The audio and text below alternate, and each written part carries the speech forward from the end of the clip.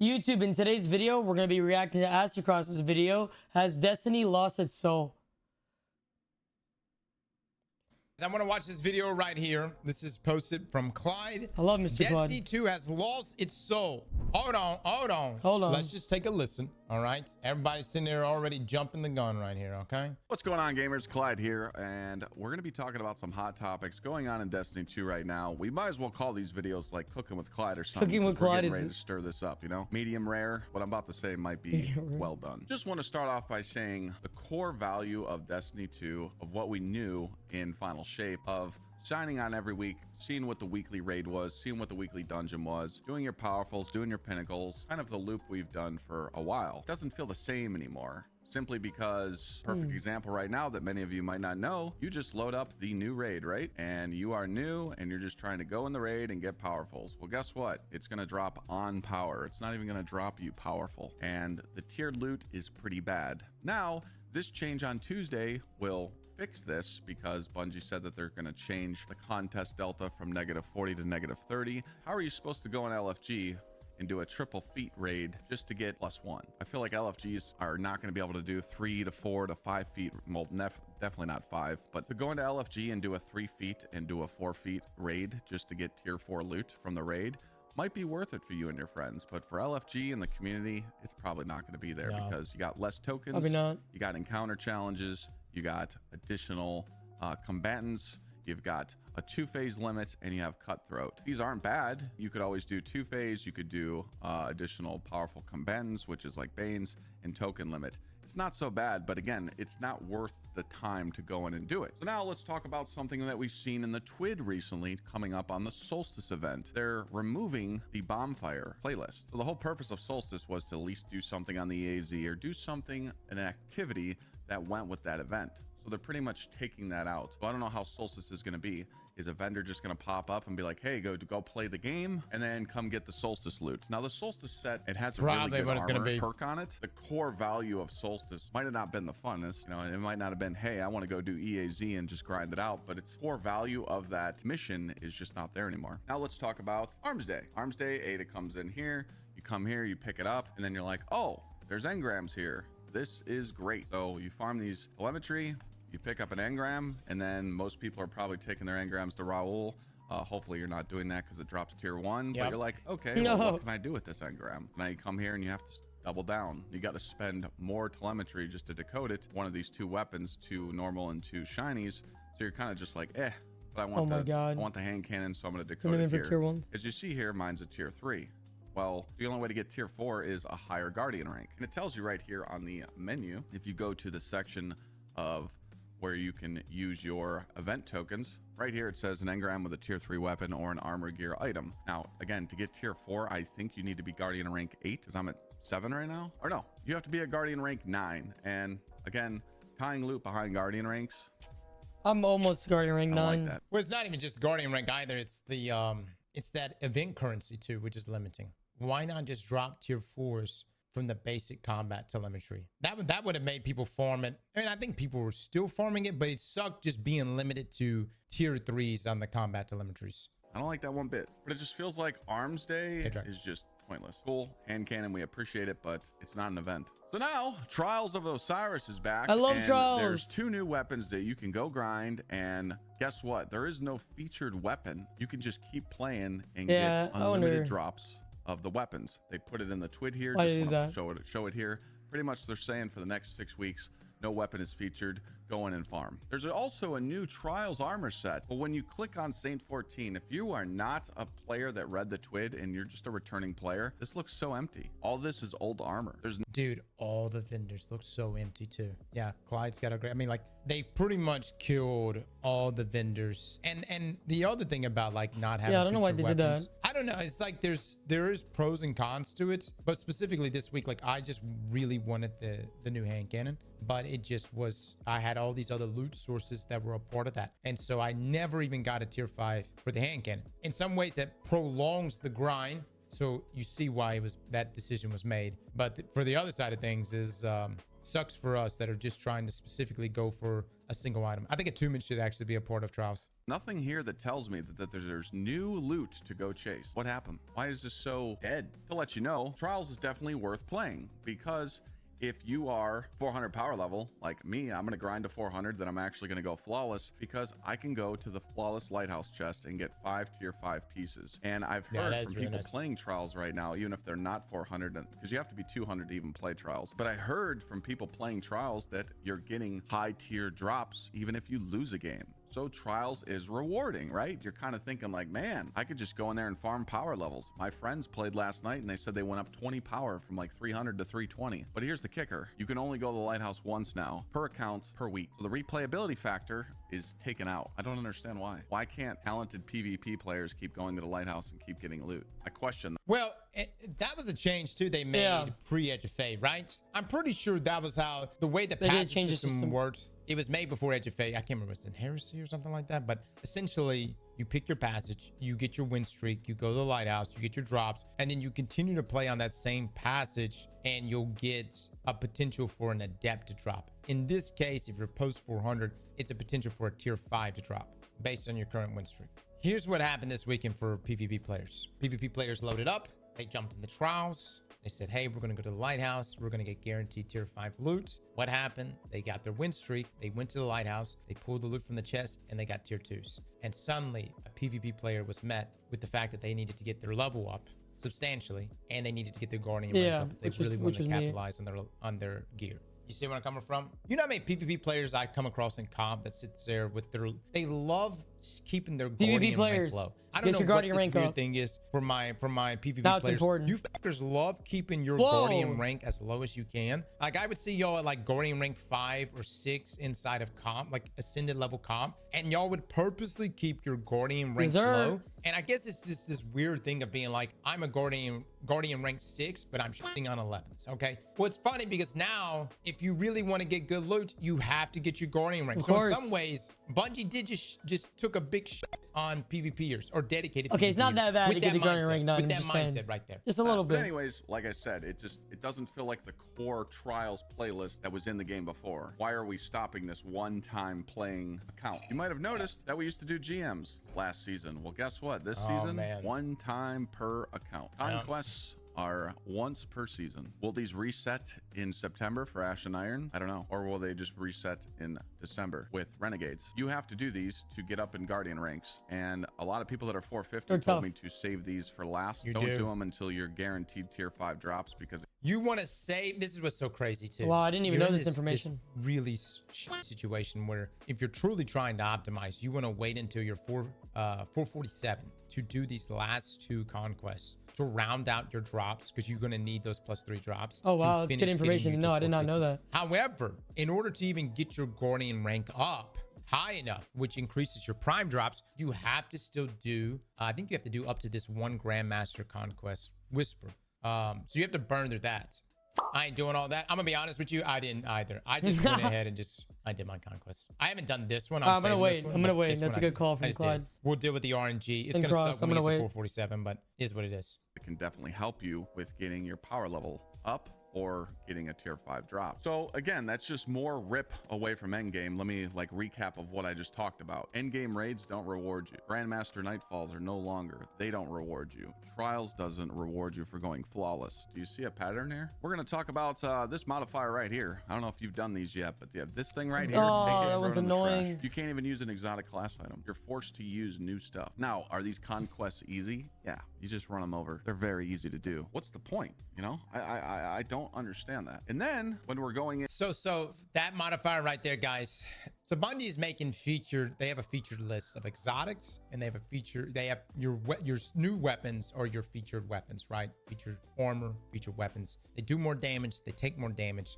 Those are the reasons like you would want to use new gear. However, the modifier states that you cannot load into those activities unless you only have new gear on. So if your favorite exotic is not on that exotic list, then you can't, you literally cannot load into that activity. It's happened to me so many times. What's so unfortunate is that there are no exotic class items on the featured exotic list, which pretty much eliminates like every single prismatic build And we really don't know why Bungie made this decision. I mean, I know there was like a lot of people using Prismatic, but you can't just go in there and just, you can't show data that's like, see, look, everyone's playing Strand and Stasis whenever the data is just being skewed because of a modifier that's forcing people to use other things. You see what I'm saying? And I'm not saying that people can't use Prismatic with other exotics, but most use it with the exotic class items. I think that there shouldn't be a featured exotic list. I think every I think they should take it out too. It's really annoying. Featured. That should be a most of them on build a lot, but that's just me. Fireteam ops. Here's another thing that really gets me.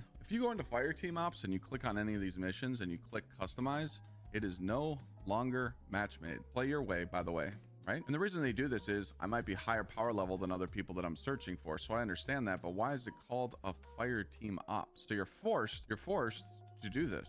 Okay. You're forced to just do the normal version, right? And for a normal version, we could just see here that it does have 400 enemies and it does have equipment locked and all this. But I've been told, I haven't done these a lot, but I've been told that if you just randomly match with people, they're not doing the objective and you might not get an A+ reward. So people are triggered and they're like, well, I don't want to play with random people. So I'm just going to go back to solo. But then you go to solo and, you know, can we take a minute here and just look at solo, Fireteam, and look at Pinnacle? It looks empty, right? It looks empty. We'll get back to that topic in a second. But anyways, you're probably doing K1 or Caldera. So when I come into customize and I'm adding modifiers on my Grandmaster. Remember when we were doing Spider-Man through Encore and we were just having unlimited grapples? They took that out and I have not seen that modifier since. So they took some fun out. Also, stuff like match game. Back in the day, about, I don't know if it was a year ago or maybe more, there was some balding modifiers in the Strike playlist and the Nightfall playlist and in the GM playlist. And Bungie took them out and said, hey guys, we're going to take these modifiers out of the game because you don't like them. So they snuck them back in. So I didn't understand that either.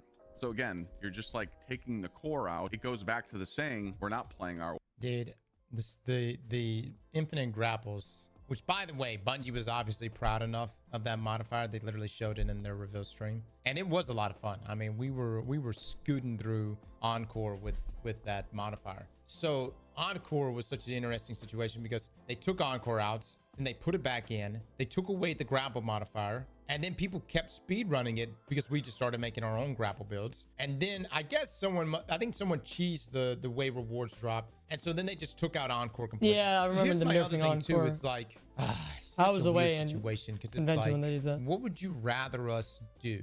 Would you rather us do a Pinnacle op mission over and over to speed level or a solo op mission over and over to speed level? In that situation, Encore was just an alternative to solo ops. Encore 100%. I just like it because it was just options. I rather do the Encore, but I don't mind doing solo ops. I go do Encore. But I do get burnt out. You know what I mean? It was just nice to have options. The other side of things is, what is Bungie so scared about? What is Bungie's ideal space? Are they like, do they want people to be barely 400s? Because like, we're going to get to 450 eventually. It may be 2 weeks from now, but we're going to get to 450 eventually, which means we've got a couple weeks after that to live in an environment where we're 450 and we're getting tier 5s from everything. But like, in terms of like, they're increasing the power to 50 too. I'm just trying to understand the design philosophy here to get everyone on this treadmill and slow things down substantially from 400 to 450 to where it's, I wouldn't say impossible, but it is a bitch to then lift that wall once we get into Ash and Iron from 450 to 500. But then they're gonna add another wall from 500 to 550 because we're gonna go through this again, by the way, guys. I don't really know also what the point of going beyond that, because we're gonna be doing ultimatum mode, which is 500s, but we're going to be getting tier 5 drops regardless. What we're getting, you get tier 5 drops at 450. And that's kind of something I just don't understand. And talking about this power level grind, most casual players are never going to hit 400. You're probably waiting to see what they're going to do in September and see if they're going to make it easier for you. Because if you got a full-time job and you got any responsibilities in life, you probably can't do this grind. You can't. Going from power level 400 to 450 is an average of 100 to 120 hours just for... Dude, I'm dreading it once I hit my brother 400. this past week. I'm just gonna do 3 trials. Ask him if he's been playing Destiny. He replies, hell no, it's a full-time job. Jesus fucking Christ, 120 hours. Yeah, I think it was that to get to 400. Dude, I don't know, man. Because Path of Exile and Diablo's not that, I don't think Diablo's that level of time. I mean, it is grindy, but like, I didn't expect it to be that grindy. Path is such a grind. But it gets people playing the game. I don't think it's 90, not even 90. I think they've come out with the 12. At that point, I was just like, I can't go. I can't go anymore. from 400 to saying that they're 450. gonna help us out. I'm telling everybody, if you want to grind, hit 400 and then just play the game however you want, or just chill. That's what I'm gonna because do. You're probably not going to enjoy that grind. Now, I know everyone's freaking out like, well, Clyde, I got to do all this grind and I got to focus on tier 5 loot. And then in December, they're going to take us back down to 200 power. I'm not 99.9999999% sure, but I can tell you right now with the feedback they're getting on this power leveling system, I do not think Bungie's going to stand on their ground and reset our power back to 200 in December. Here's why. People are not going to want to do the grind from 200 to 450 again in Renegade. People are not liking this. Are they going to go against the grain? Are they going to listen?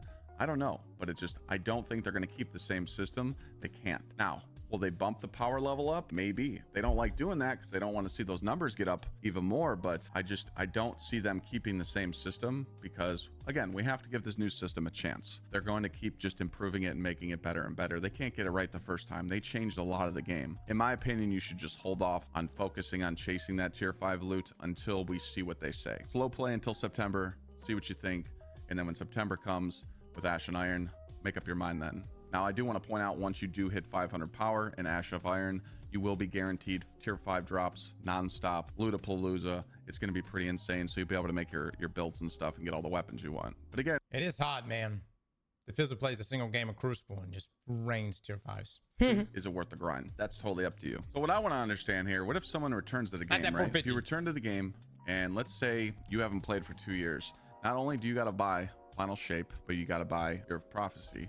Even if you don't want to buy Year of Prophecy, you could just buy Edge of Fate. But you should buy Final Shape because you want the exotic class items, you want Prismatic. But when you want to come just do an old dungeon like so, we're playing at -10 in old content. I've heard people I've heard LFG doing runs of old content right now with this -10 delta, and they're not happy. It's not enjoyable. I do also want to point out, in every single dungeon of the game, you can't farm the exotics. It's only a one-time per character per week. And then let's say if you're like, hey, I like Vault of Glass and I want to go do something else. Now they are changing this. I do want to point out, next week this stuff is going away. They did put in the TWID that they are changing this stuff, so they're fixing it in 4 days. So I just, I want to point that out, that they did see this. But again, it's just another sneaky tactic that's -10 is nothing really.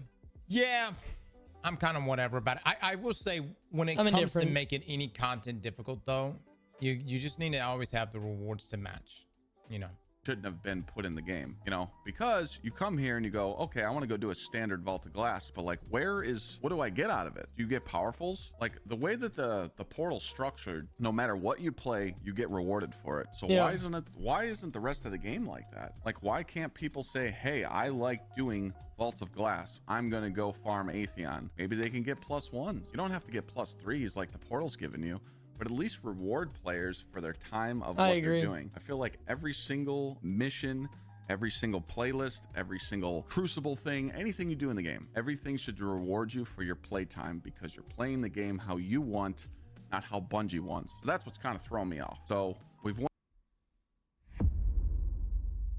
But there's a problem with this philosophy. I agree with Clyde saying, I really do. But our Lord and Savior portal does not. Bungie wants you in the portal. They don't want you anywhere else. To look elsewhere is against our Lord and Savior, the portal. You must only look into the portal. And within the portal is Caldera. Went over core playlist activities, trials not being rewarding unless you do it once, raids not being rewarding unless you're running 4 feats, can't grind GMs. This is what we've been used to for 10+ years. You sign on, you got gold stars, you do all your powerfuls and pinnacles, and you're rewarded. Now we're here. What happened? Now, I do want to point out that people say, well, Clyde, you're doing the same activities over and over. How is that fun? Let me introduce you to the Spare Rations farm. I did this for 95 hours in Reckoning. It took me 95 hours to get this weapon. You've probably farmed guns in the past, like Imago Loop, Grasp of Malik, Fatebringer, whatever. Stuff like that's okay. I don't mind doing the solo Caldera and the solo K1. Getting 1 drop every 5 minutes or 4 minutes. The community's not going to have that. I feel like the replayability factor needs to be changed for sure, because like, everyone's just like, well, I'm gonna go do Starcross, it has 2 completion rewards. But what if tomorrow's reset, it only has 1 and this has 3? You need to put diversity in this portal. Maybe K1 might be 1 completion reward, and so is Caldera because it's easy. But if you go do Skywatch, you get 2 completion rewards. It all comes down to how many drops you're getting per hour. So what are you grinding to get your power-ups to get those tiered drops? So that we need that replayability factor back implemented in the game, I think. One last thing I want to talk about, unstable cores. Can we talk about the economy on this? Now, again, there is an actual strat that you can do to save these. You can farm an activity that drops a full set of 1 armor set, so you can keep infusing that same one for Glimmer. But have you seen how expensive these get when you start infusing into 400 gear? Like 6,000-7,000 a pop. Yeah, we need to change that. I'm so surprised they haven't. It goes even higher, man. And the problem is, it's like as the level cap increases, if you have any gear that you're trying to upgrade, say you're just jumping into an activity, and you're like, I want to use Lucky Pants, you know what I mean? And you pull it from your vault, and then it's level 10. Yes, you could pull it from collections, get it to 200, but even from 200 to 450 or 400 something, it's still like 8,000 commitment on the unstable course.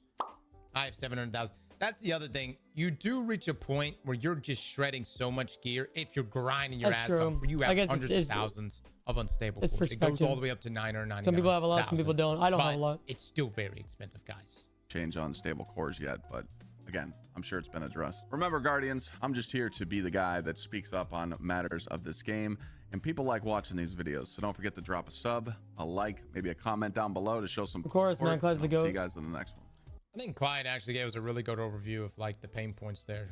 I mean, that pretty much spelled out a lot of the issues that Bungie's gonna have to work through, and I don't think they're gonna change. Like I feel like, guys, they're still gonna do a reset. I feel like that's just what they're gonna go through, a whole year of this before they make any huge changes. A whole now, year. Oh, they may increase. They should increase. I think Cross has the intel. What do you mean a whole year? Activities, especially activities that require a longer time commitment here. But I still think they're gonna go through with the level reset to 200s in Renegade. Oh wow! Because that's just, again, they're substituting grind as the content week to week. Slap that like button like your mama. All right, I mean, there's a lot of points that I agree with. I mean, right now I am almost 400. Once I get to 400, I will just grind trials.